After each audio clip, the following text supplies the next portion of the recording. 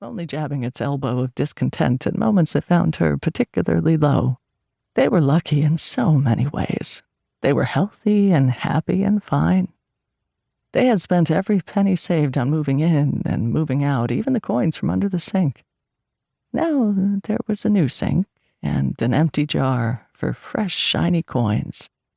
The building was closer to Edward's work, which offered daycare.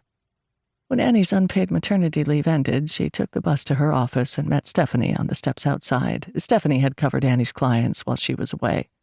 "The prodigal mother returns," Stephanie said. "Where's my marching band?" Annie asked. "Oh, the drum majorettes are upstairs. But wouldn't you know it, the flute section is out pregnant." "All of them?" "Toot the flute," Stephanie said. Stephanie walked Annie through the lobby and guided her from floor to floor, which Annie found strange until she realized her keycard had been deactivated while she was away. They visited reception to get a new one. "Let's have lunch today," Stephanie said. "I see a pastry in my future." "Hey, did they move the copy machine?" Annie asked. "No, they moved your desk." They ate BLTs with bags of chips and talked about the reshuffling of the marketing team, the new luxe chairs in the conference room, the water fountain that was still out of order. Annie was looking for an update on her clients, some distress call that signaled she was still needed. "What can I say?" Stephanie said. "You missed nothing." "Come over for dinner one night, why don't you?" Annie said.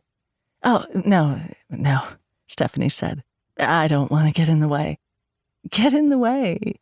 We need to assemble our table. You can be the excuse." Annie came home and told Edward they needed to buy a table. They put it on the credit card. Annie cut cloth napkins from old fabric, laid out the glasses, the forks, the recently unpacked dishes from her grandmother, each plate painted with a tiny gold animal. "I brought wine," Stephanie said, shoving through the front door and shaking Edward's hand. "Oh, and who on earth are you?" she asked Rose. Rose responded by handing Stephanie a toy. Annie's first instinct was to explain the size of their new home. The neighborhood, his office, the daycare, what a steal. And then she would nudge Edward to apologize for the lack of space, so cramped, the amicable kind of cramped, the colorful balls and bags and dolls on the floor. But it was Stephanie who spoke first. She said, "Should we eat outside? It's such a beautiful night." She opened the door that normally led to their closet and revealed a terrace, decorated with strings of twinkling lights. Knotted vines gathered around the edges, forking and blooming and racing up the sides of the apartment. The terrace was news to Annie, and also news to Edward. Had they simply overlooked it this whole time? No, it wasn't possible. "What?" Annie said under her breath. She settled Rose against her hip and peered out onto this terrace, her terrace, which was equipped with a table and 4 chairs, a grill, and the kind of sturdy umbrella one could shove open on a sunny afternoon. Everything looked glossy and expensive, as if just purchased, or just invented. She felt like she had found a missing pair of glasses sitting on top of her head. "Closet mystery indeed," Edward said, coming up behind her. "Real estate mystery," Annie whispered. They looked at each other and walked through the terrace door at the same moment. That's how big the door. That's how large the terrace. They were unharmed, unchanged, and caught in the embrace of a warm autumn evening. Stephanie was admiring a view that did not match the position of the apartment. No sight of Pigeon Tunnel. Not anywhere.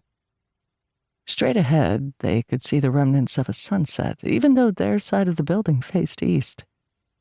Stephanie did not seem to notice the faulty geography. "Shit, what a great space," she said. "Imagine our luck," Annie said, bringing forth the wine.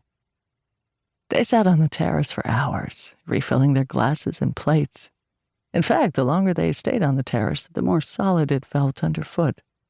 Edward let Rose fall asleep in his lap and kept her there for fear of waking her when standing. There was a sharp tension, followed by a sense of overwhelming calm. The two emotions alternated for Annie until both expired and were replaced with the achy, snoozy joy of a morning spent running around a playground.